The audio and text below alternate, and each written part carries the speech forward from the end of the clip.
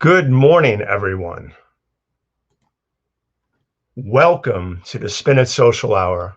It is a pleasure to be here with everyone on this Saturday morning. It's a beautiful day outside here in Ramsey, New Jersey, and I hope that everyone is well wherever you are.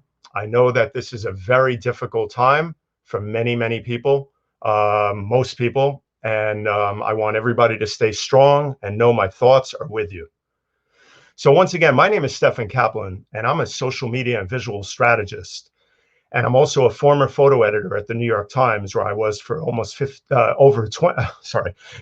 15 and 20 years at the New York Times.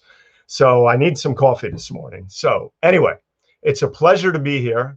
And the Spin It Social Hour is a labor of love born out of care and concern for my photo community, for our photo community. When the COVID crisis hit, I decided that I was going to create a multimedia production to showcase the work of photographers everywhere once a week. And I was going to bring them on so that they could tell you about their journey and also share their work. Because the photo community has been hit incredibly hard. And it was just heartbreaking to see, as with any sector out there. So I wanted to make sure that we bring them on to tell their story. So that was how the Spin It Social Hour came about. Now, as I said, I'm also a social media and visual strategist, and I am a consultant to the Pulitzer Prizes. I've also been a consultant to AARP, Encore.org, and the Jackson Charitable Foundation. I have also been an adjunct professor now at FIT, and that has been a real pleasure. I want to give a big shout out and thanks before I go on right now to Emilio Pardo, a guiding light in my life, who has also been a sponsor for this show so that it can happen. I really appreciate everything that you do, Emilio. Thank you very much. So now we are going to talk about Arlene Schulman, our guest today. What a treat. So I am going to give you I'm going to show you the slideshow of Arlene's work that I put together of photographers' works every week. And it is going to be a real treat. So enjoy this, and then we will be bringing Arlene on. Arlene Schulman is a writer, photographer, and filmmaker who lives in New York City. Arlene started photographing the people of New York City when she was 8 years old, living in Brooklyn, using a camera handed down to her by her father, who taught her how to shoot, develop, and print. Arlene acquired a sharp eye for detail and an uncanny ability to demolish the wall between subject and camera to reveal the truth of who we are. Arlene's work in books and films illuminates facets of New York City that the majority of us never get to see. Gritty city living, boxing gyms, baseball dugouts, and police officers. Arlene is the author of 7 books, including the award-winning The Prize Fighters, an intimate look at champions and contenders. Arlene's work has been published in the New York Times, the Daily News, and many other places. Her work is also in the Museum of the City of New York, and I am just thrilled to bring her on today. So please help me welcome Arlene Schulman. Hello, Hi, Arlene. everyone. How are you this morning? Fine. How are you? I'm doing just fine. It's a pleasure to have you here this morning on the Spin It Social Hour. Thank you so much. Well, what an honor it is. And I can't say how much I appreciate the fact that you're recognizing the photo community, photojournalists and photographers. We're all very appreciative to have this recognition, to share our work with each other, with you, and with others, particularly during this time. So it's very much appreciated and quite an honor to be here. And thank you. Oh, you're welcome. What else could I do but finally bring on another born and bred New Yorker? I mean, there's not too many of us left. I was born and bred in Greenwich Village, and you are, a born and bred New Yorker. So it just makes for a great discussion. Your work, I'm a big fan of your work, and I love that you are a multimedia type of journalist and all around jack of all trades when it comes to photography and multimedia. So one of the things, why don't you begin simply? What else can I ask about a New Yorker to tell her story? So why don't you tell a little bit about your journey and your story, and then we'll get into all the questions. Well, let me first say that a few boroughs lay claim to my fame. I was born in the Bronx, raised in Brooklyn. I live in Manhattan. I lived for a short time in Queens, and I visited Staten Island for the Italian restaurants and to teach photography workshops at the library there. But Okay. I have a feeling, I hope people don't start comparing accents, Stefan, because sometimes I'm mistaken for someone from the Midwest. I don't know how until I say water, chocolate, and Manhattan, or I mention my friend Martin. I can't get away from it. I can't help it. Or Oh my button. God, you're cracking me up because no, chocolate and coffee are a dead giveaway. And chocolate I like, coffee I can't stand, but the chocolate is definitely the giveaway. Um, but as a New Yorker, I've experienced either through my work or with different work possibilities. I've worked in the public school system.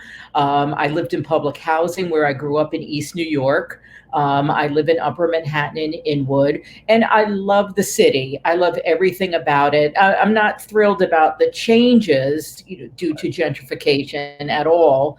Right. Um, but I do like finding the pieces of old New York, particularly on the Lower East Side, Yeah. which is a neighborhood where my grandparents first settled when they came here on my mother's side from Greece. But Okay. my career is something that I, in a way, was born to accomplish, but it was also something that sort of just evolved. There were opportunities, and I took advantage of them. And I say that because my father always had a camera. We went with him to, I did, I can't speak for them, my brother and sister not as much. Went to museums before I could walk, looked at photographs. I learned how to print, develop, shoot. And I taught myself about the history of photography by looking at the work of Gordon Parks is one of my top three, Dorothea Lange, and particularly Margaret Burke White, who Yep. also photographed and wrote. They all did, but she was someone that was, I would say, my number one influence when And I was photographing. and why do I have a Um, feeling that Ouija is going to work his way into that too? Oh, I love Ouija's work. I love the fact that his is the short, fat little man with a cigar, running around. Just always, he always looked disheveled. But his story is fascinating. He just somehow managed to blend in with crime scenes. He was developing film. He was ahead of his time. He was developing imprinting film in the trunk of his car. I know, I know. I know, it's crazy. I am a huge Ouija fan. I have all his books. I have over 200 photography books. Running out of room, and I look at his books. I love Ouija. I love Ouija. So He just managed to catch a slice of people, sometimes at their worst, yeah, definitely, and sometimes at their best. But he was sort of like the antithesis of what we've seen in the movies. Definitely was not a Cary Grant type, with a camera. He was someone that was like, he lived and breathed right, photography. right. And those photos, the crime scene photos are Oh man, amazing. wow. Yeah, I know. While we're here, let's take a pause for 1 second. And Jonathan, if we'll introduce Jonathan in a minute, but let's have some of the good mornings, and let's say good morning to a bunch of people real quick. Something I wanted to start doing every week. I Okay. know that Janet was watching. I saw Rich Feller was watching. I've seen a bunch of people watching. So let's see. We have Patrick Taylor. Neil Parrick. Hey, Neil, good morning. Good morning. Hi, Sujana Neil. watching. Beautiful photographs, she says. Um, Thank you. Rahadyan, I'm sorry, I have to get your name down, Pat. How embarrassing. Good morning, sir. Rich, thank you. So miss living in Cold Springs says, hello from Minnesota. We have a great audience already, and they're all here to hear about your journey and your work. So let's get to it, Arlene. Let's get to the meat and potatoes, as they say, right? I'm getting hungry. I'm getting hungry. My peanut butter and jelly sandwich for breakfast didn't quite do it. So, Arlene, how did you get started in photography? What was that moment in life that made you say, this is what I'm going to pursue as a career? Well, interesting. My career started out in TV news. I worked at the ABC News Library. I worked at ABC Sports for a very short time, and then moved over to the documentary unit. But I really wanted to write and photograph my own stories rather than contribute to others. I really wanted my own voice and to tell those stories. But I worked with an amateur boxing referee named Frank Martinez. Mm. And Frank and I used to, that back in the days of film strips and editing rooms rather than digital. And he was someone that said, I know you like to photograph. Why don't you come out to the fights with me? And I thought, fights? What is that? What I had completely no concept, no interest. I had no idea what a boxing match was. And I thought, oh, no, this isn't for me. He says, no, come on out. Here's my camera. Take it. Go with me. And once I went out, I was hooked. We had the kid gloves, and it was a fascinating world to see of boxing and trainers and champions and contenders. As I started to move along. But what I found was I love the stories of these kids who were coming from different neighborhoods of the city, and they were boxing in different venues. At that time, the Kid Gloves, that's actually the Times Square gym, which is no longer there. But I love the stories, the history of the sport, the dynamics between people. And I wanted to find, I was curious. Why? Who are you? Why are you participating? Why are you up at 7 a.m. jogging? And what's the workout like? So it became like my journalist instincts took over, and I asked a lot of questions. People started looking at my photographs and then asking for stories. Well, who's doing the write-up? Write-up? What write-up? I didn't know you needed a write-up. So I started contributing and write either the outcome of the fights or feature stories. But I was always and still am a student of what came before me. So I was reading everyone from Paul Gallico to Bud Schulberg, of course, to of course now that I'm on camera, I can't think of anyone's name, but I also like Studs Terkel. Well, Studs Terkel did not do boxing, but his was oral histories. And what I learned from his work and translated is to let the person breathe, let them speak. You don't need to hear my voice. The Fireside Book of Boxing is an old favorite, Barney Nagler.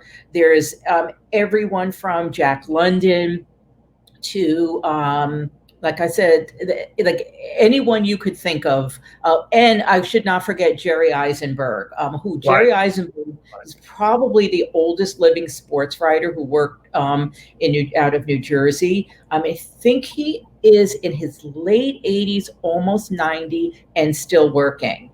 But I learned how to craft stories from reading the work of those who came before me about the history of the sport. It wasn't just leaping in and I tend to leap into anything anyway, but it was a matter of really taking their work and really drilling down into what made it work. The atmosphere, the adjectives, the side scenes of what was happening.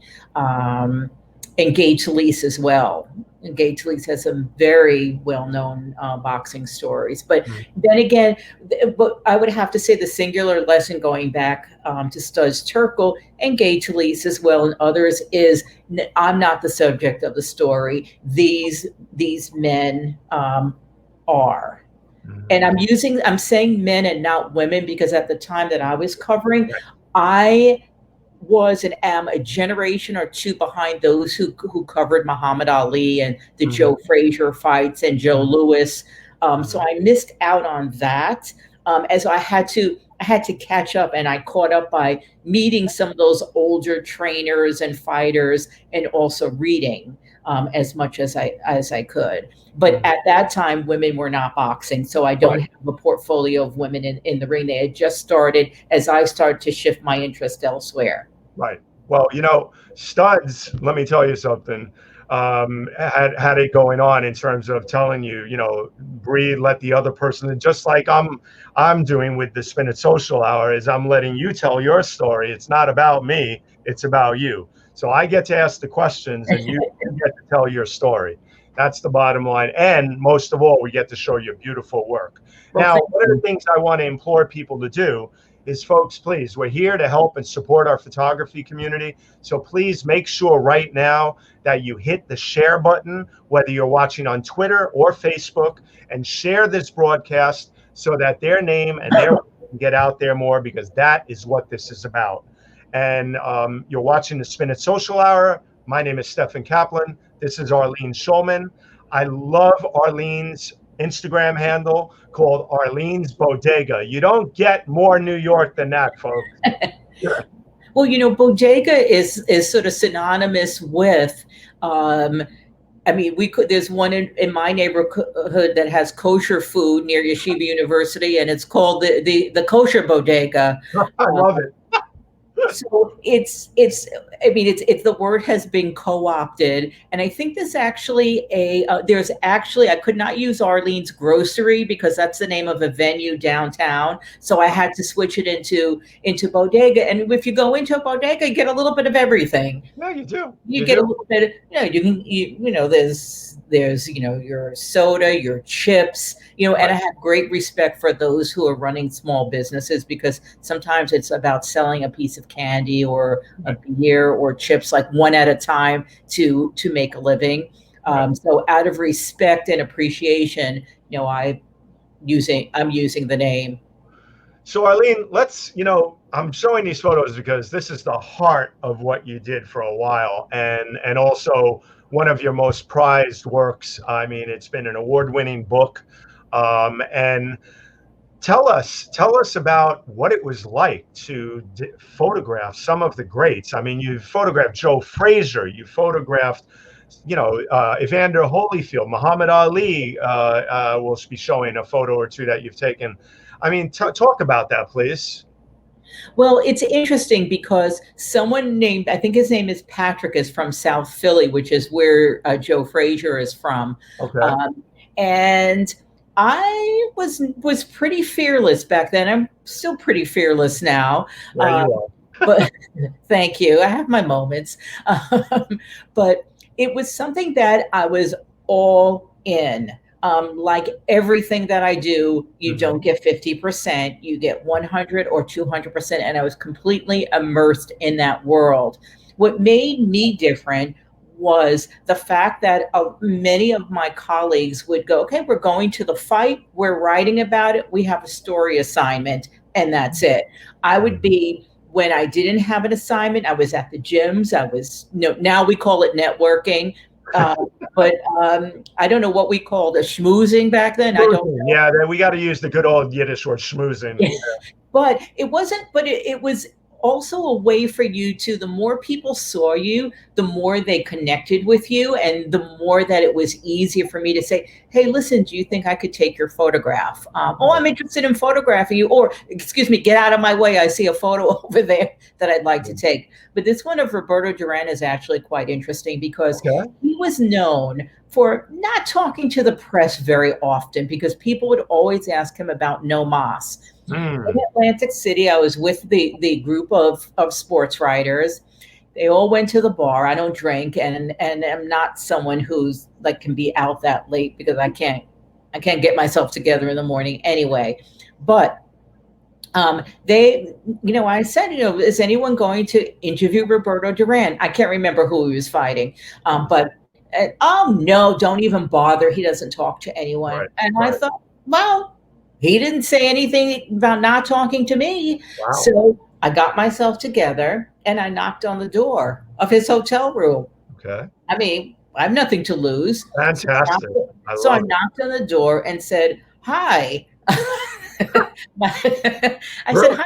I said, my name is Arlene Schulman. At the time, I'm pretty sure I was working for El Diario. I said, I'm writing and photographing for El Diario La Prensa, and I would be interested in asking Roberto a few questions. Is he free? I think they were taken aback, because nobody was doing that. And he opened up the door and he was playing dominoes. I said, sit down. What do you want to ask? He answered my questions. He allowed himself to be photographed.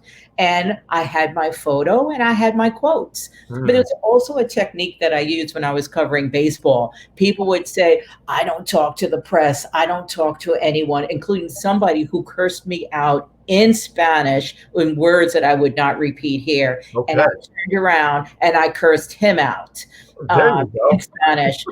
And then he looked at me and said, well, what would you like? I said, well, I would be interested in talking to you for an interview. I'm going to the Dominican Republic. It was a baseball player named George Bell from the Blue Jays.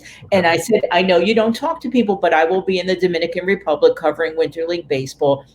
Oh, sure. Okay. Like, I think it was so taken aback that somebody actually it's like stopped him and said, no, that's not acceptable. I don't appreciate it. That it gave me his phone number, anything that I needed when I was there, meaning an interview or to introduce me to other people. He made sure that was taken care of. So I actually wrote a story for the Toronto Star, I believe it was, with photographs, and one of the few people at that time to really get something in depth because he didn't speak to people. Okay. So there were others with the Yankees as well. Yeah, let me tell you. I mean, it's your photographs. I mean, tell such a story with the portraits. Are windows into the soul, and I mean, look at these, photos of Vito Antuofermo, if I'm correct, yes. Right? Yep. Yes, Vito Antuofermo was a very interesting nose and a very interesting look. Woo. And I remember he was making pizza.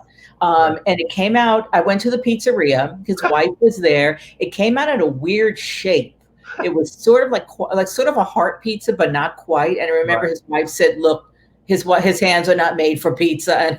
Yeah, no, Vito, I watched all of their fights back in the days. And let me tell you something, Vito Antuofermo was a great fighter, but man, he used to bleed and get he used to be, man, he got cut up in fights. He and Chuck Wepner, and then there I am with like one of the baddest men in boxing, and then he's like looking for his cat under the couch. You're like, okay. But I tried to show people as people that that it's not just someone who's got not behind a facade. Right. And I was using this. These are all taken on film. Right. It's all black and white film with my trusty Canon, I think the Canon AE1, which I still have here. And I would just I would muscle my way through sometimes if there was, not here, there wasn't anybody else there at the West Side Boxing Club. But there were times, like my favorite photograph at the Times Square gym, which is the cover of my book. I saw that photograph of the fighter and his son hitting the speed bag. And I remember, I think it's right at the beginning. Yep. Go right there. And I muscled away. I remember pushing people over when I saw that. And I remember saying, oh, excuse me. And it was just amazing. And of course, if you're not on it, 10 minutes later, that would have been gone. And I'm not sure I really knew what I had until I developed it. But you can see like the concentration of the father on the left, the concentration of the son. Their hands are almost in the same place, and then the son with the boards. The little booster board, the little booster seat. yes, like a booster seat. And sadly, the owner of the Times Square gym passed away within the last month or so. That was Jimmy Glenn. That's right. And he also owned Jimmy's Corner, which was almost around the corner. We ex-New York Times people and New York Times people still there, hopefully, know about Jimmy's because we all used to go there. I met him a couple of times back in the days. I can't believe I never got a photo with him, but a really, really kind man, really nice man. I don't think I have a photograph with him either, but I remember even in my book, The Prize Fighters, which includes a chapter on gyms, I mentioned his gym, and I mentioned the fact that it's probably the same Christmas lights that was still up all year round, Right. and how Emil Griffith, That's right. you would, once the gym was demolished to make way for the Condé Nast building and that revitalization of Times Square, like if you listen closely, you can hear the ghosts. Right. Well, I love the mix of photos in your work. I mean, of course, with boxing, there's so much to take, but this is one of my favorites. I love this photo. It's such a great moment, of this fighter sitting in a chair, waiting to get in the ring next as a sparring partner. And look at the gyms back in the days. They weren't these sanitized, perfect versions that they are now. They were gritty and they were real, Oh, and they also, they also had a certain odor. Oh, yeah. And I, and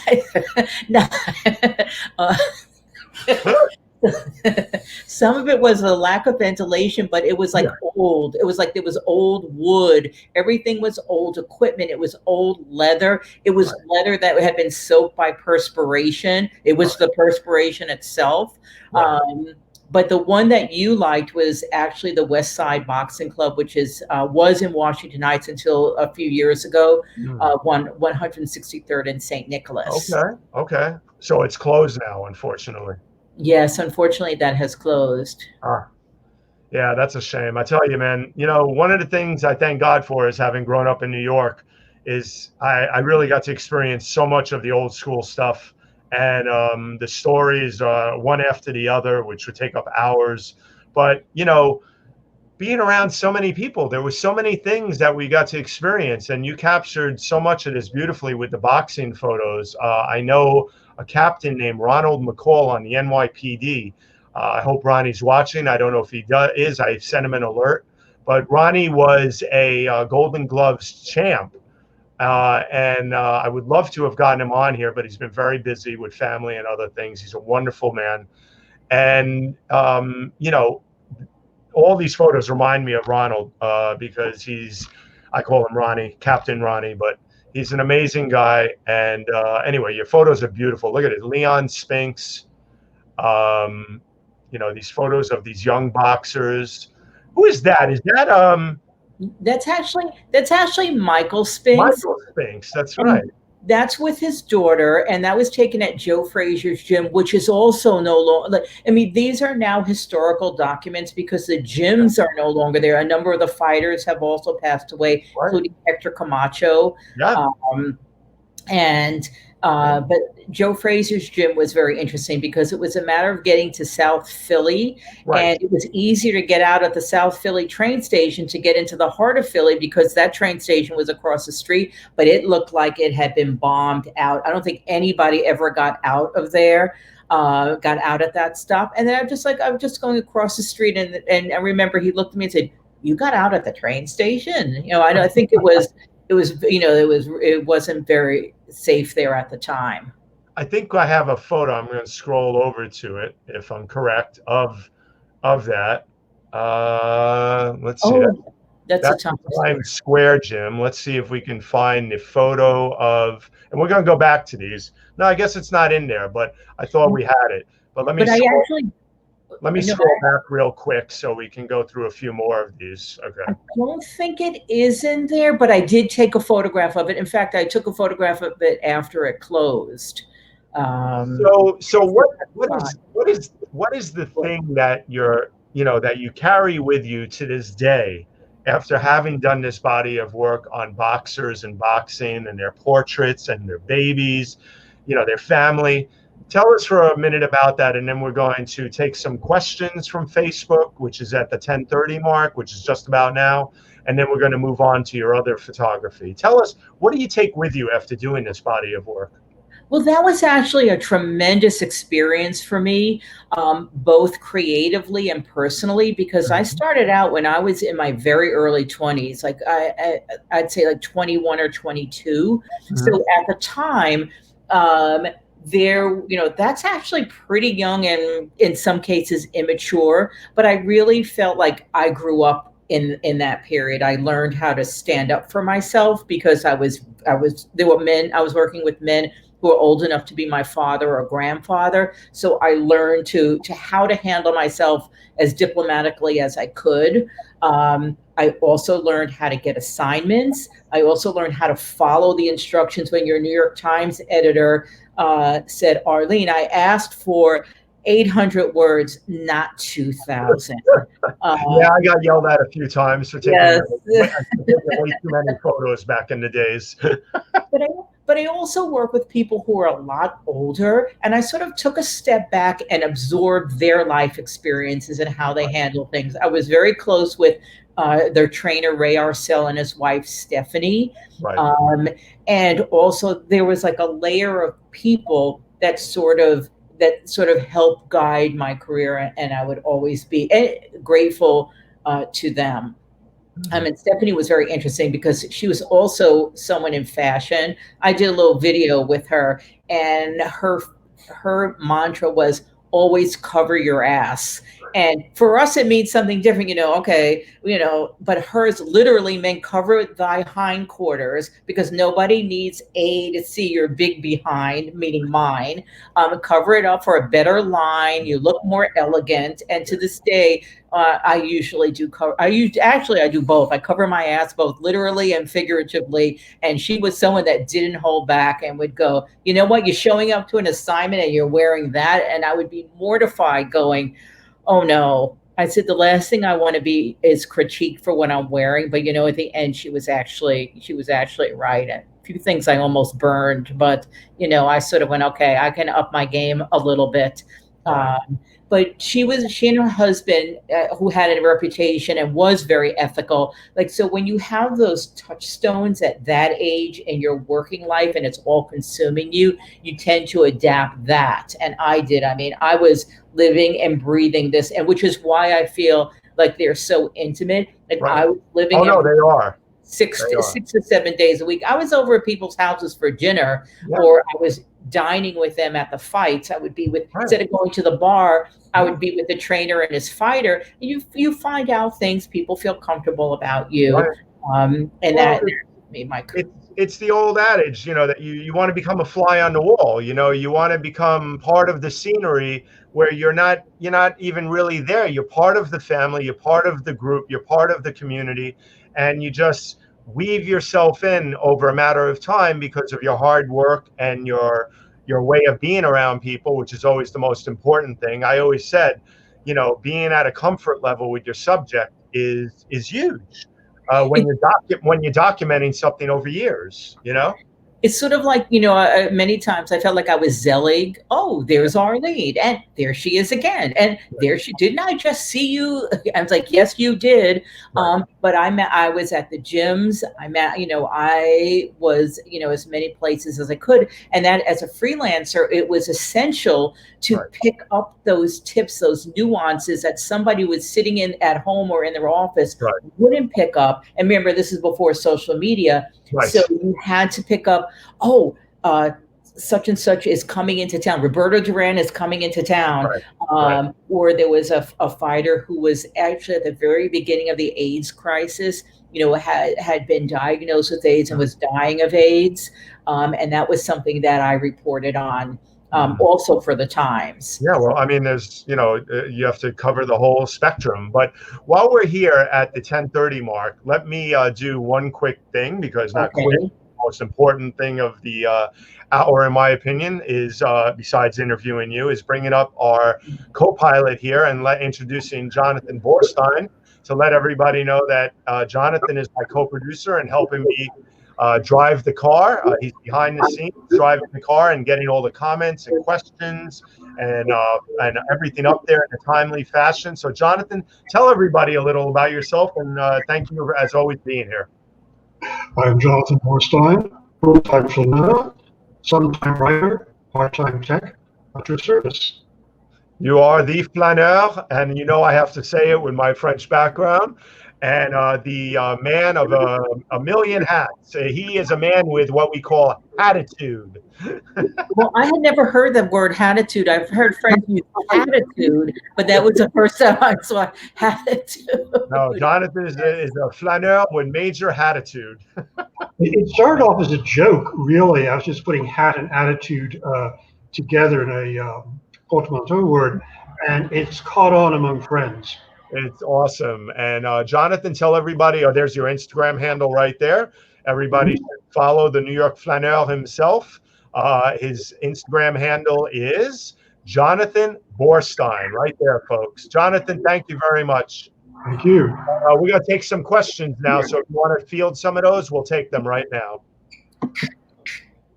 So Edward, one of the biggest fans of the show, says your comments about making connections by spending time with your subjects is so true. That is how I make connections and photograph subjects in Gaza. In my case, not only did I connect with subjects, but it made my trip safer. True. What I love about your work, Arlene, is how you show your subjects in such a natural way that there is no barrier between you and the subject. As if your subjects have known you all. Oh, that's so sweet. And are at peace with your presence. Wow, what a compliment. Edward, thank you so much for that. Thank you. Wait a second. I think I'm going. Can we print that out? I'm going to put that. I'm going to hang that up here. That is, I really appreciate that, because that's exactly what I try to do in my own way. Right. Well, he says, absolutely right, Stefan. Your subjects have to be comfortable with you when you take the shot. I've experienced this many times, and it can be either a deal maker or a deal breaker. Absolutely. Great for other photographers to hear. True. So what else do we have here, question-wise? Let's get to everybody. Tony Lopez says, Arlene, I love those boxing pics. You really captured the intensity of the sport. Do you miss taking pics of boxers, and would you ever do it again?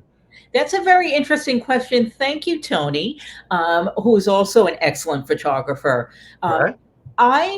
I don't miss it, and I'll tell you why. I felt like I had gone through a natural progression of my creativity. I started seeing this at that time. I started seeing the same people over and over again. How many times can you ask Roberto Duran about No Mas? Like, that's what I mean, I think at one point he just looked at me like, oh, Arlene again. Or you'd see George Foreman, and it was just, it has changed and evolved over the years, but excuse me. But I felt like I had accomplished everything that I could have.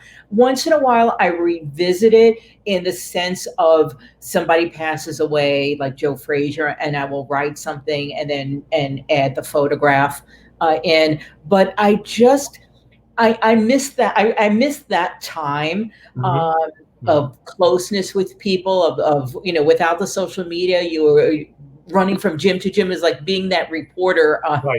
Everything was the old-fashioned reporter on foot and by telephone. But if I had the opportunity for an assignment, absolutely. But to turn and pivot and go back and say, you know what, I think I'm going to revisit this and see who's around. No, I think like the book was really a culmination of that time, and I feel like I I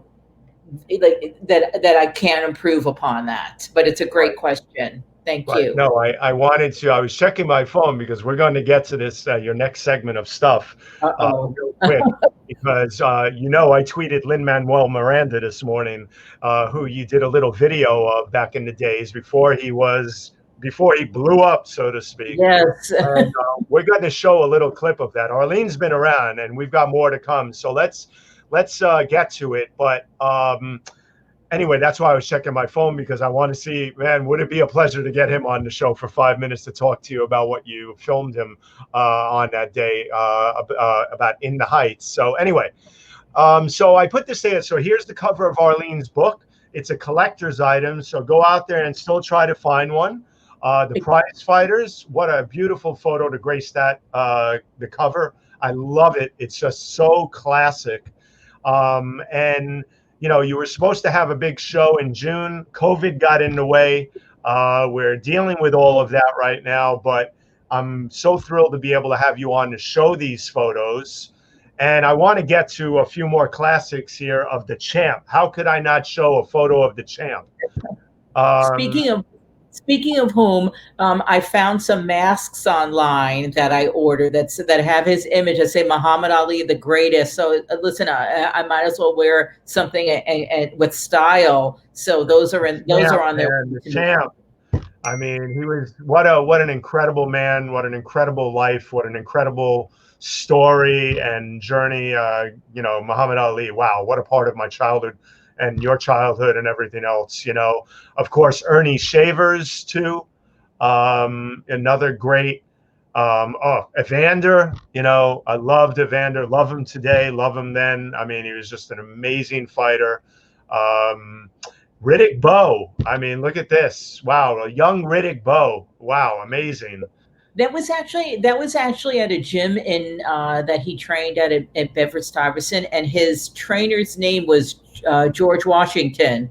Interestingly enough, but that is a very, very young Riddick Bowe. Very young Riddick Bowe. I mean, he changed a lot over the years, and as we know, he was one of the biggest guys in the ring. And unfortunately, his fortunes, you know, as they happen in this sport, quite frequently changed drastically. Yeah, I know. It's boxing. You know, there's so many stories, and some of them are really, you know, ones that you want to, you know, that end up on the good side, and there's others that unfortunately a lot of fighters struggle, and it's hard, you know. But what a great fighter he was. Beautiful photo, captures the beauty of his persona back then and as a human being. And I love that you turn one of these photos into this thing about knocking out coronavirus with Anthony James, a two-time New York City Golden Gloves winner. Talk about this just for a brief moment so we know about this. Well, Anthony and I are still in touch, and that's been 20-something years ago. I asked him, you know, we were in touch, and I said, would you, you know, I explained the project, and I said, you know, came out like very much in the beginning stages of the coronavirus, and there was still a bit of uncertainty of where, and it still is uncertainty about where it's going. But the idea was to stay at home, wear your face mask, keep 6 feet apart. But the idea was to have a social media campaign that was more than just, you know, the governor saying, or the mayor, wear a mask, stay 6 feet apart, is something that would resonate with people both in the graphics. I'm a huge fan of graphic design, particularly of the late Milton Glaser, of the I Love New York, and many other wonderful images. So go ahead, please. Oh no! So my idea was to be a champion. Here's someone who is a fighter, and you can be a champion as well by contributing. Right, be a champ. That's what we say. And wear those masks, people. We're going to have experience one of my little rants in a bit about that, but we haven't gotten to that photo yet. Anyway, I want to quickly, I want to give you a couple of minutes to, you know, talk about the beauty of your father and how he turned you on to photography. This is your wonderful dad, and I want to give him the respect and the moment that he deserves. So please talk about this for a minute, please. Oh, that is so sweet of you. Yes, he meant a great deal to me. He was somebody that photographed us. I mean, this is taken before I was born, when he was courting my mother. They met it's a New York story also. They met at the New York Public Library, the branch with the Lions, when both Beats did not show up. And they decided that, so, you know, do you know what time it is? Well, do you know what time it is? And they ended up, that was the beginning of their relationship. So I have the New York Public Library, which has a special place in my heart for that. But he was someone that always had a camera. We have photographs up until we were teens. I think we all hit the self-conscious stage. Parties and of each other, and any school events. But he took his up a notch. It wasn't just snapshots. Like he made every shot count, including this. Now wait, did your dad take this? My father took that one. Oh my God. I just realized that I have his photo, and then I put this up because I found it to show you at this wonderful young age at Astroland. And you know, and oh my God, that's right. I didn't compute. He took this photo. Well, my grandparents lived there. My grandparents lived a few blocks away. And so whenever we visited, it was always Coney Island and Astroland. And as people now say, you know, I always have something. I'm always eating something. So there I am with it. And then I'm the one in the center with the ice cream cone, my brother on the left and my sister on the right. But we literally there. I love this photo. My memory of Astroland is my dear old grandfather taking me there once, and my grandmother saying, "You better be careful with him." And we got there. I got into bumper cars, and I came home with a humongous fat lip from having gotten my mouth jammed on the wheel of the bumper car, and my lip was bleeding and swelled up. And we came home, and my grandmother was furious. Oh no! But it was. But you know, but he was someone. We went to museums very early, and you know, until he died about 25, 30 years ago. And he was someone that he actually started getting interested in taking photographs of a boxing gym when he and my mother were living out in San Francisco. He ended up going to the same gym that I went to take some photos. So it went both ways. But we went to museums. He was an avid reader. We had always had books. And I think in this case, so my mother took that photo, and I have a companion photograph of her, and that's a New York City skyline on the Staten Island Ferry. Now look at that skyline. And I used to love, Staten Island Ferry is one of the best things to do in New York. Just get on it. Yes. See the sights. I've done it a million times. And I used to go to Staten Island and eat all the White Castles and then get back on it. But let's see if we have any more questions and comments here real quick, and then we're going to move on to some other stuff. Someone mentioned Tommy Morrison, and there is a Tommy Morrison photo in there. And Tommy Morrison don't think it was ever proven, but he was like, they said he was a nephew of John Wayne. Okay. Yes, well, I also saw you had a photo back then. We'll go back to it later if we have time. But you can see it online at Arlene's website, by the way. Whatever you haven't caught at the beginner's stage here or in the middle, please, we have Arlene's information on screen throughout the show. The Spin It Social Hour is what you're watching with Stefan Kaplan, your host, and Arlene Schulman of Arlene's Bodega on Instagram. And we're letting Arlene tell her about her journey, her story, and show her beautiful work. Now, I have to throw this in, Arlene, because we showed those photos of Camacho. This is the thing that you and I as New Yorkers experience, and I only wish I took more photos like this when I was in my early teens or 12 or whatever, is I'd be walking through Central Park and going to the skater circle because I was a roller disco skater, and lo and behold, who pops up on his little BMX? Hector Camacho. I mean, it was like nothing back then, you know? Yes, he lived in East Harlem, or Spanish Harlem. Now I think it's called like the Upper East Side, but it'll always be El Barrio in Spanish Harlem. Right. And he was a neighborhood guy. He grew up there. He had his friends there. And yeah, that's actually it looks like he might have been in his mid to late teens there, but it's hard to say. Yeah, I mean, he was, man, let me tell you, he was in some shape. He had some spirit and, as we would say, chutzpah. Yes, I think that's an understatement. Yeah, he had a lot of chutzpah. There's no reason why he was called the Macho Man and Macho Camacho and all those other things, man. He had an energy about him that was incredible. Radyan says, I cannot go on the Staten Island Ferry without thinking of Carly Simon's song, Let the River Run, from the movie Working Girl. That's fun. Yes, that's a cute look. I like the photo. That was a cute little photo of the baby there. But he was also in the boxing world. He was very unpredictable, which was exciting because, you know, sometimes things could be a little predictable in terms of press conferences. And he really livened things up with those outfits, the music. Some museum, maybe the Costume Institute at the either FIT or at the Museum of the Metropolitan Museum of Art should do something on boxing outfits. Some of them are amazing. Yeah, no, they should. That would be a great exhibit, actually. That's true. That would be a great exhibit. But, the thing about New York was, like I said, everybody wasn't wearing sunglasses back then and hiding and this and that. Camacho would just come to the park with his buddies, hang out, watch the roller skaters, go have a couple of probably, well, I don't know if he was in training, but go have a couple of grazed papaya dogs down the block on 72nd and Columbus. You know, I like those. And I'm glad to have grabbed some of these moments. I don't have many because I wasn't fully into photography yet, but I grabbed this one and I went digging for it last night. You would have laughed. I was digging and digging for it to show it to you. Oh, that's great. I'm glad you did. Thank you. But let's get to the other real New York part of your story, Arlene. I want to tell people about Pastrami a 𝐏𝐫𝐢𝐳𝐞, one of the best names ever for a podcast. Other Rye Tales of the City. I mean, talk about a great name for a podcast.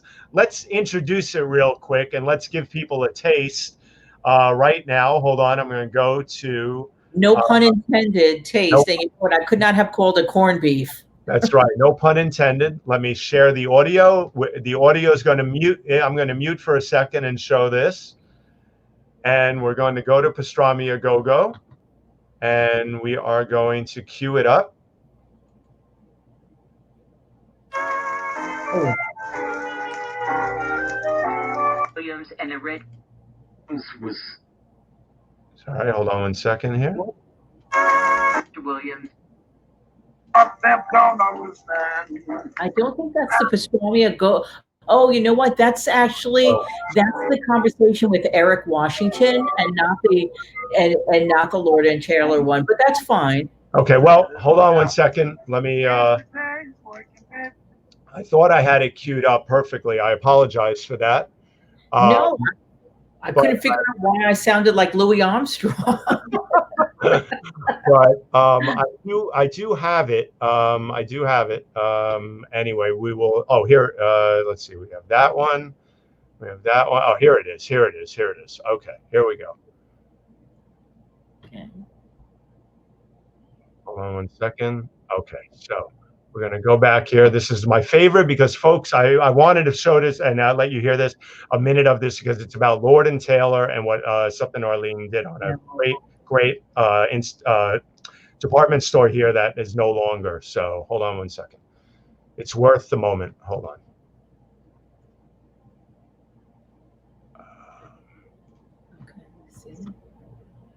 Okay. Having a little technical thing here. Hold on one second. Here we go. Do you want me to chat a little bit about it while you do that? Here we go. Here we go. Hold on. Okay.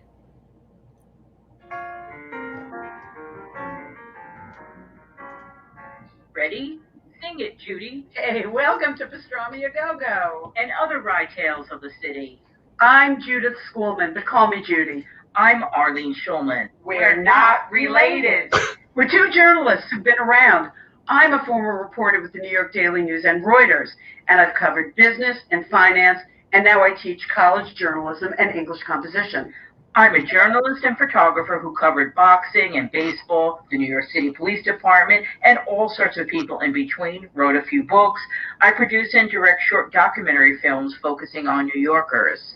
This is our first podcast. With Pastrami a 𝐏𝐫𝐢𝐳𝐞, we'll be taking a look at what we've lost or are about to lose here in New York City, something that's disappearing. Our topic could be a local store, it could be a community, a friend, a bit of old New York. Something that's gone that we want to remember. This is sort of like an obituary. And this is our obituary for Lord & Taylor's famed Fifth Avenue store, which happened to be a favorite of mine and so many other women. The Fifth Avenue store was a shopping experience for almost 200 years in Manhattan. And throughout its history, this experience... So I just wanted to give people a taste of that. But I have to tell you, you know, it's what a name. So tell us about Pastrami a 𝐏𝐫𝐢𝐳𝐞, please. Well, it really started out with kind of a one-off podcast because I found out that Lord and Taylor was closing. Mm-hmm. And that was a store that I went to, or my mother went to, since I was a child. It's someone that I went to as an adult. I had career clothes there.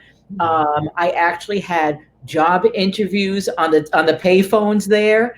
I would freshen up in the ladies' room, but I remember getting callbacks for jobs before cell phones and the banks of payphones, I think, on almost every floor. And there I would be running in. Where could I go that was safe? Where was it cool? And so it became kind of a go-to place. But when I found out that it was closing, I thought it's such an institution. It wasn't just about going in and buying something. Yeah. It was about the world-class customer service. It was about seeing people of all different backgrounds shopping together there. It wasn't, I always found Bloomingdale's like a little bit snooty, or Saks, and here, there was just about all different types of New Yorkers were there. Right. But I also wanted the story to be sold, to be told in a way that photographs could not just convey that. A story could not just convey it. I wanted people to hear the language, hear the words of the shoppers, to hear the last closing announcement, which I got. And that was something, good thing for my boxing days. I muscled my way through the store to find the speaker that it was coming out of, and held my recorder underneath it, and told people, excuse me, I'm recording, like, so they wouldn't start talking. And it has the store's final announcement. So Right. but you couldn't convey No. the customers' tears, how upset they were. I also had a reporter from the Women's Wear Daily who spoke about the evolution of the department store, and what it meant to Fifth Avenue, and just the whole retail experience in the city, and also pre-corona, so which has changed now. And somehow I lucked into I think it was my friend, who was it? I think it was Rob Snyder on his Facebook page. Someone commented saying that, oh, by the way, one of his colleagues said that they were related to Mr. Lord. So I immediately sent him a message and said, could I speak to you? I want to find out about, your connection to the store. He had none, but which is fine. But he had some stories from his mother, and was like really sad to know that family connection was gone. But that was a scoop also, to get that. And that really made it an adventure. I want everybody to know that they need to go to a Pastrami a Go-Go and check out the podcast. It's on Podbean, Podbean, like bean, Podbean, and do a search for either Pastrami a Go-Go or Arlene Schulman, and find this one on Lord and Taylor. And folks, let me tell you, if you want a treat about the history of something that was so amazing in New York City, listen to every word of this podcast. Arlene, I listened to it from beginning to end yesterday again. I probably listened to it 3 times. Wow, that's more than I did. No, I love it. I love it because my grandmother worked in B. Altman's and on 34th Street, which is now part of CUNY. And people who didn't grow up in the city don't understand how significant these big department stores were. People knew the counter people, they knew the salespeople, they knew the managers, they knew the makeup artists. And my mother used to go to Bergdorf's to get her hair done back in the days. And, I'd go in there and I'd sit in the chairs while she'd get her hair done, and they'd be giving me food and drinks, and they'd be patting me on the head. How's Stefan today? And I'm like, stop patting my head. Well, that's what the department stores had. Like they evolved over the years, and Lord and Taylor at one point had a hair salon. They had a fur salon. They sold furniture. It was really a New York institution. Then I'm trying to think of, it was going to be a WeWork, which was a little disappointing. Right. Yeah, WeWork bought that building for, I think, what was it? Some absurd amount. Yes, and then in turn, it was Amazon had purchased that. Right. That space, but it was something like you'd walk by the windows, like the Lord and Taylor Christmas. Oh my God! Right. And my favorite saleswoman, Mary, would be, you know, I don't think she remembered my name, but I remembered hers. And I would always look out for her to make sure you had everything in the dressing room. Right. But sadly, the fact that the experience was so personal really marked the fact that there were very few people in there bringing in business. But I loved it because I could go in there and there would be like 20 people. And it was like my own, it was like this, it was my store. It was like, I felt like, you know, it was very personal. No, let me tell you, it was a store that just, you know, it was a part of you if you were a New Yorker growing up for many people. And your podcast captures it. Absolutely. It should be in a museum, your podcast on Lord and Taylor. Well, thank you. And, you know, FIT would be a good spot for that. But it's interesting, the photo that you have up on the screen, I was one of the last people out. And what you saw was you had the announcement. You had one of the oldest in terms of, I don't know about age, but in terms of longevity. She was sort of serenaded out with applause and roses. People were hugging each other. And then I was actually in the store after it closed, because you could go up to, I think it was the 8th or 9th floor where they were selling fixtures. Right. And you could buy mannequins. I didn't buy a mannequin, but you could buy all sorts of mannequins, furniture. I bought some. Right. It was a fire sale. I mean, it was a fire sale. And that's the sad part. Yeah, it must have been devastating to be there, you know? I think it was more devastating to some of the employees. Oh, yeah. Some of the, I mean, because it was, especially if you had that longevity there, where do you go? Where do you replicate that experience? Then they turned around like less than a year later, and then department stores are closed because of COVID. Right. But it's tough. I mean, between the online shopping, which killed a lot of retail places, and now COVID. I hate to think what's going to happen over the next 5 years or so, even over the next couple of years. I'm really worried. We're losing a lot of places in New York. And also in one of these photos, the one in the right is a security. They would have the store would have chairs set up in the morning. Right. And if you were an early bird shopper, not too early, they weren't going to open the doors at 7, but like maybe a half an hour before, they put the chairs out so you could sit down. Right. And they played a recording of the Star Spangled Banner. Oh, I know. Yeah. Yeah. You know, I want people really, folks, I'm telling you, go to the podcast Podbean and find Arlene's. We'll put it in the comments afterwards. You need to listen to this because it's a part of New York City, and the way it's told so beautifully by Arlene and her Arlene. Who was that worked on that one with you?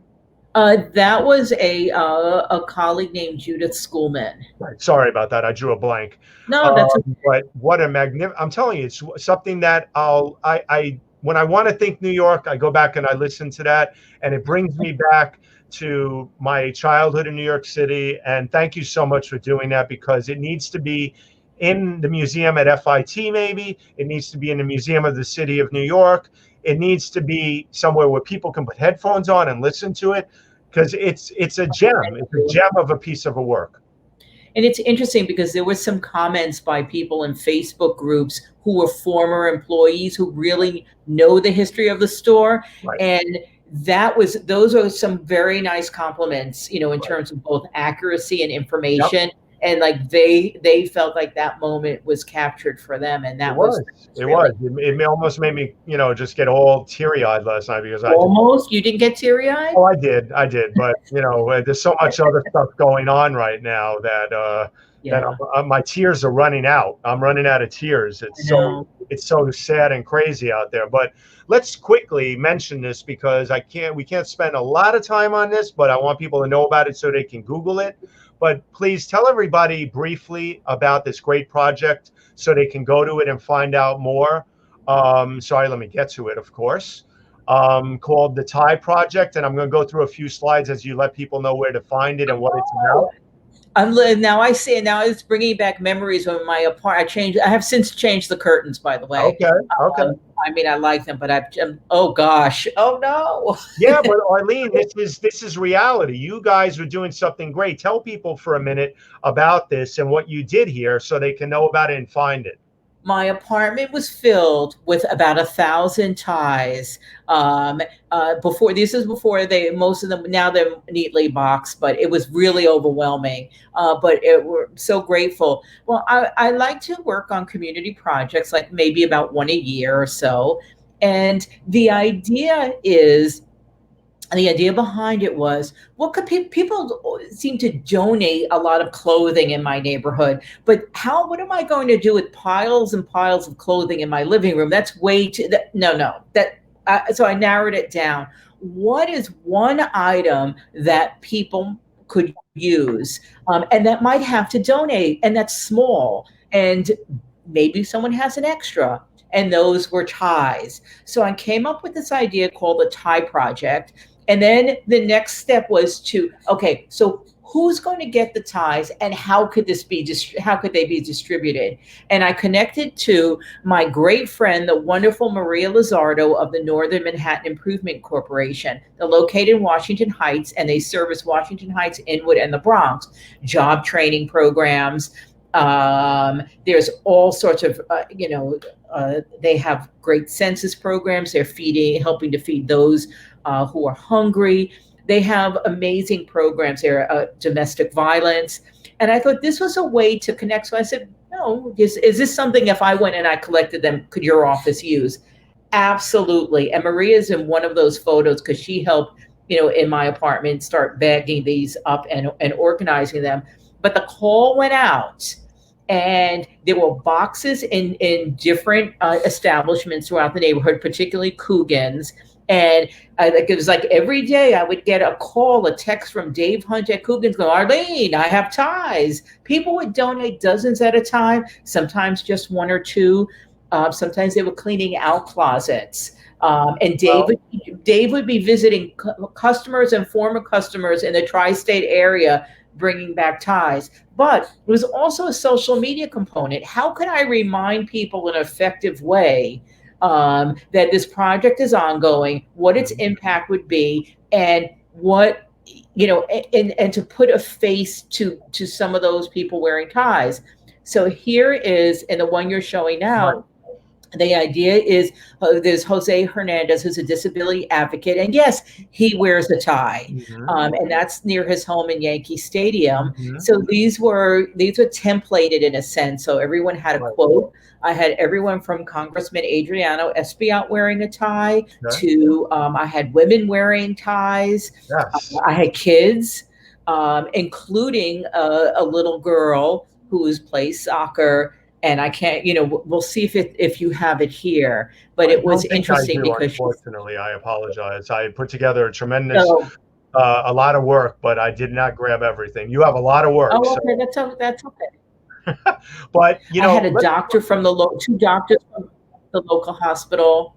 Let's talk briefly about, while we're at, because we're going to be coming to a close in about another 10 minutes, but we want to get to the clip that you did also to show something you did on Lin-Manuel, because it's so Inwood, it's so New York, and it's a great way to close this out. Let's talk for a brief moment, though, about, and I tweeted Lin-Manuel this morning, hopefully we'd get him, but unfortunately he's probably busy, to come on and mention something about this clip. But anyway, my point is that let's talk about social media for a minute, and the importance about social media with a great photography and design project like this to call attention to the Tie Project.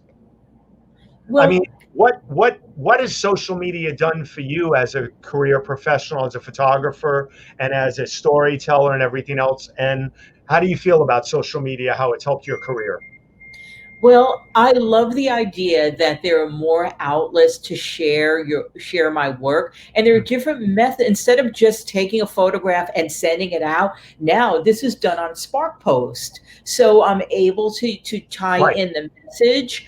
I'm able to tie in the photograph. So I feel like for me, it's opened up other avenues to showcase my work. It's opened up the graphics avenue. There's, I'm on Twitter, on Instagram. Without it, my work would be sitting in boxes, which a lot of it is still, I think I have thousands of contact sheets and negatives are in the closet. This is a way to utilize what I've already taken projects, this project, and I actually have another mask up project that I'm working on through social media, but it's a way for me to connect with people through different avenues, to share that, to get the messaging out.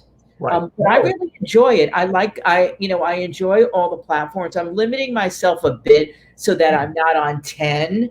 I'm not on TikTok yet, but soon, I'm sure. But I stick with Instagram, Twitter, and Facebook. And I feel like, let me, master that. Let me stick to 3 before I start spreading myself too thin. So I always like to share some insight, being that I'm a social media and visual strategist and, working with so many big brands. I just wanted to throw out that I also think in the future, when you do a project like this, let's make sure it gets on LinkedIn too, because there's a lot of corporations. Yes. There's a lot of corporations that with something like this, the next time you get this tie project going again, and you give it a breath of fresh ties. Put it on LinkedIn and talk about it, because I'm sure there are a lot of executives that will help you with this project. That's a great idea. I think I may have put some of them on there. I'd have to actually go back. I actually can't recall. But I think the project it's sort of quasi ongoing. I mean, if someone reached out to me and said they had ties, great. But right now, because both of COVID and also just storage space, we're not collecting. And I think that because of COVID, we still have quite a few ties left that they're giving out. But what I also found was I went to one of the workshops at NIMIC, which was they were the recipients of the ties, and you had young men and women showing each other, picking out ties, which they would use one for the interview, one for the first interview, one for the second, the third one for the job. But it was something that you watch people interact with each other. You watch how they all showed each other how to tie, make sure they looked good. So it was, and someone instructed, but it was nice to see that interaction. And some even brought some home for others, and that's the whole point, for them to be used.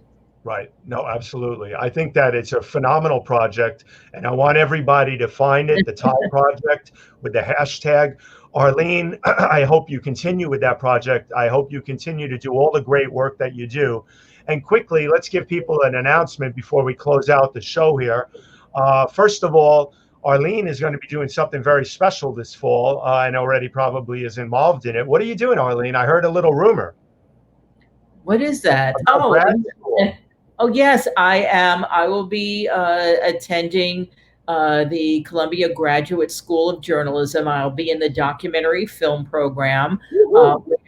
That's something that's another passion of mine, between the podcasting, the photographing, the writing, the editing, social media and I'm taking the opportunity to take a step back and to learn about the medium, how to best present my story, the technical aspects of it, because I love the idea of marrying the photographs to words and telling a story that way. I love finding music, putting the credits in there. I like all of those. I also like editing, but this is a way to really to master the craft, and also to improve the reporting of the story within that context. So I'm really looking forward to it. We were delayed a bit because of COVID, but I'm ready. Well, congratulations on that. And I think that it's going to be a phenomenal step for you. And, we all have to keep learning. We all have to keep trying new things. I immersed myself in multimedia storytelling and putting this production together for 15 shows in. You're the 15th show, big number 15. All of my Spin It social hours, by the way, are on YouTube now, every single one.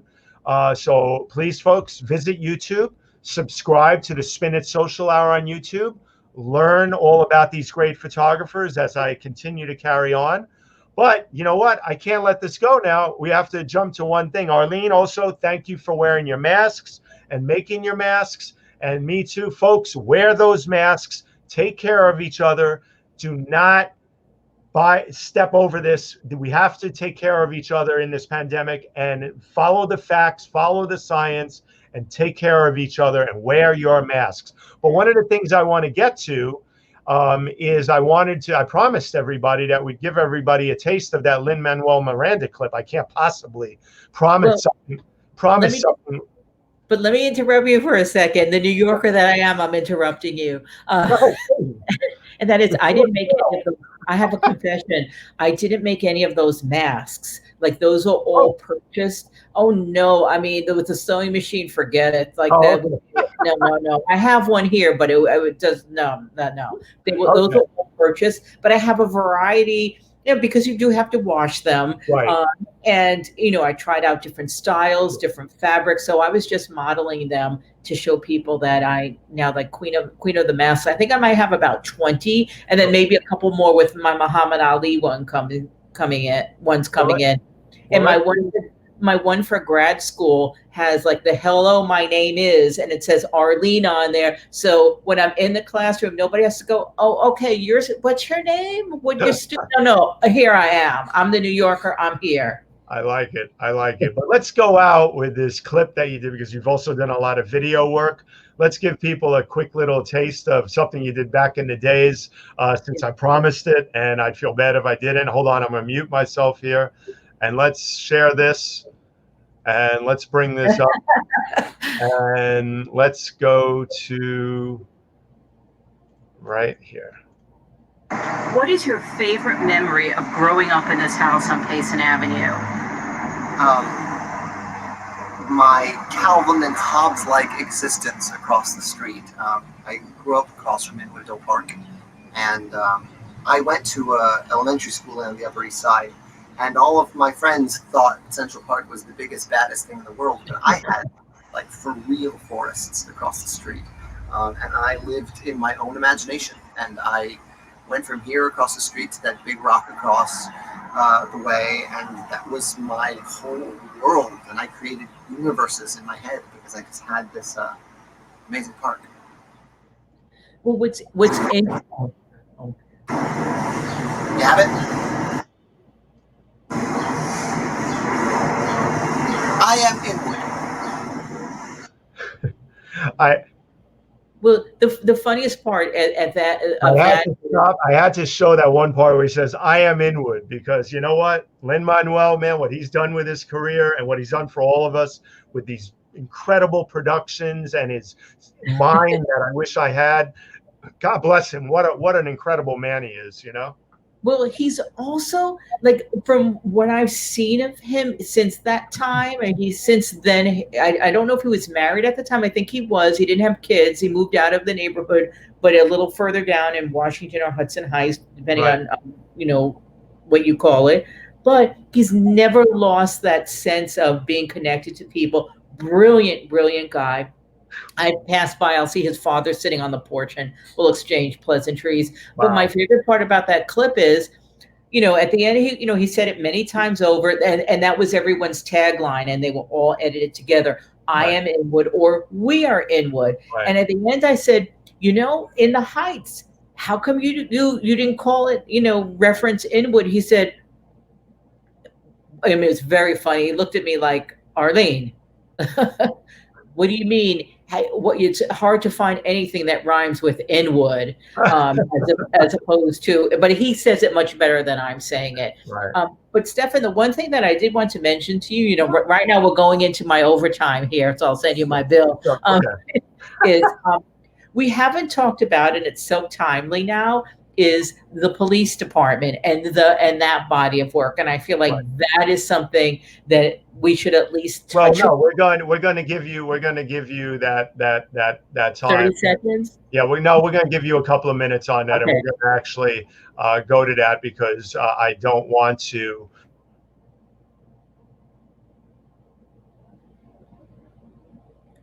Okay. I don't. Oh, you must be putting that up there, but and they came from another book. Those. So why don't you go ahead? Oh, so your voice kind of is cutting in and out. So I'll just chat. I think I think we're back now, so go ahead. Oh yeah, no, we're back. Well, I had two projects almost back to back, and one is 23rd Precinct, the job where I was embedded in the 23rd Precinct in East Harlem for a couple of years, where I interviewed, followed around, went on calls, and then followed by a book. It was actually a book for teenagers, a young adult book, but it's also fine in terms of the content for adults. It was not written down by any means. And it was called Cop on the Beat. And that book took you through the day-to-day of a community policing officer. It was called CPOP at the time. It was Officer Steve Mayfield, who patrolled the beat on a bicycle up here. And Steve was great to work with, very meticulous. As you can see, a piece of dust, oh God, he would... He'd have to make sure that dust was off the bill of his cap. Everything was like, but he believed in being professional. It's like wearing like a professionally tailored suit, that uniform, everything was immaculate. And he used to complain about sometimes you'd see, someone with a big belly and they lift their pants up and you'd see their ankles. It's like, oh, look at that. Like he took great pride in connecting with a community, and particularly in the Dyckman houses. And that's Steve on one of the that's in one of the tenement buildings up here. Unfortunately, we're still in touch, but he was at the pit at Ground Zero right after 9/11 and contracted COPD. So he's not actively on patrol anymore. Has not been for quite some time. Right. So whenever I don't hear, it's like, "Are you okay?" And I think he had COVID. Now that I think about it, I mean, his lungs are that much more fragile than ours due to the time that he spent there and the illness. But being embedded in the precinct was. And not in both, but in the 23rd was really an eye-opener to see how police work, how the community works, how and going on jobs, going on calls, seeing how the individual police officer responded. And what I discovered was the response was not as much based on training, but someone's own instincts, their fears, their biases, how not when I say the training and how much they absorbed it, because they're, the politics, oh my God, the politics there are enormous, because there are cops, there's even someone that I know who was great in a leadership position in terms of working with the community, in working with cops, in listening and getting things done, but he wasn't well connected. Right. So at a certain point he retired because he reached where he was. Let me interject on that one for a minute, coming from experience, being the son of one of the first female police officers to patrol with the men in 1973 and carry a gun. My mom, the politics were immense, and you could only imagine what it was like for a woman cop who had an African-American female partner when she first started out, which was a real legendary unit, duo, my mom and her. But anyway, your work on the PD stands the test of time. And maybe you and I, we should combine our works and have a book one day, But the one thing I want to say in this chaotic and really difficult time right now is that we know there are some really bad apples out there, and we know that we've got to get rid of them. And we know that we have to have justice. We know we have to take care of our communities, and there's a lot of injustice going on out there. And it's important, but it's also important to know that there are a lot of cops out there when 9/11 and other things happened too that have done amazing jobs and risked their lives day in and day out. So let's always, make sure that we acknowledge that as well. But the system is broken. We need to fix it, and we need to make sure that these atrocities and these other things do not happen. Yes, Black Lives Matter. They do. They always have, and they do. And we want everybody to know that we stand with that, and we want everybody to know that's racial injustice will not continue. So anyway, but it's interesting with the projects. I saw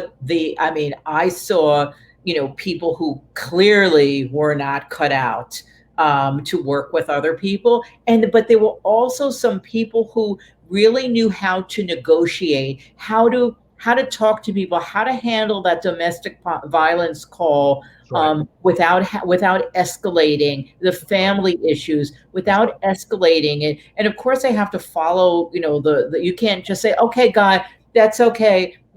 Feel better. We'll come back another day." No, like they if there's an arrest that has to be made, they can't just walk away. No, But some of the better ones were really, no amount of training was, the training helped, but it was just something that they had as men and women going in there to treat others in a particular way. I can't tell you the countless scenes. I was around over 10 years of documenting the NYPD myself.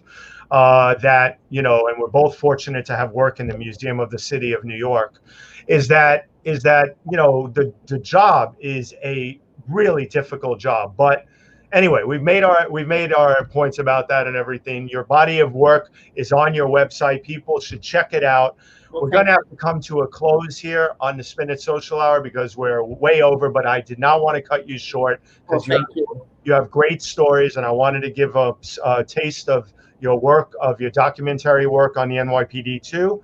So folks, I just want to let you know, check Arlene out on her website. Check out her Instagram at Arlene's Bodega. Make sure that you follow her. Make sure that you learn more about all of her work, from podcasting to writing to photography, you name it, she does it. She's an amazing multimedia journalist. Arlene, I want to thank you for being here. I'm going to close out with some promos and stuff. Thank you. Please stay on, and I'll get back with you in a minute, okay? Thank you. Okay, all right. Thank you, Arlene. So folks, I'm going to stop sharing the screen here. We're going to bring it to a quick close, and we will be answering all questions and getting back to anybody that we didn't earlier. I see a ton of questions and comments, but I want to quickly let you know about a few things. The most important thing is that next week, please join me for a really, really special Spin It Social Hour, and that is with my FIT students that I had in my class this past semester from the Fashion Institute of Technology. And let me tell you, they're a great bunch. These 5 are going to just show you some of their work. We're going to have a great discussion, from Logan Poe to Jacqueline Valenti, Layla Stevens, Adam Shemesh, and Joshua Vilas. I can't wait to have them on next week. Please tune in on Saturday, August 1st at 10 a.m. Get to know these brilliant young photographers, their creativity, and what they've been going through with a lot of this shifting from learning in class to online learning.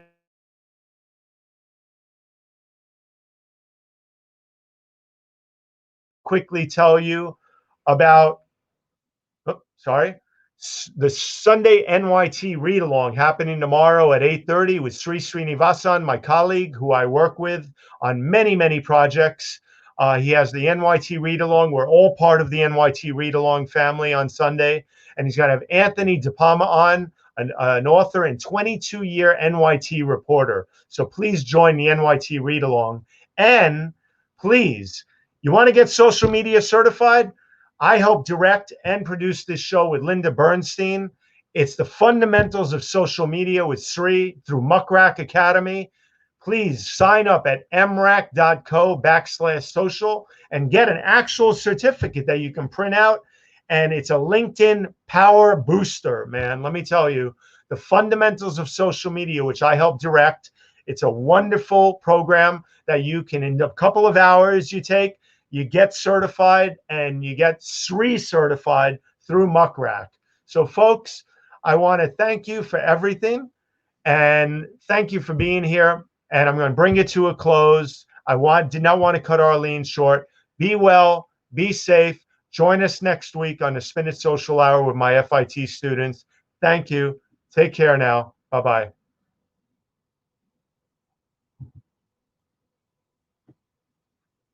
Takes a few minutes sometimes. Bye, everybody.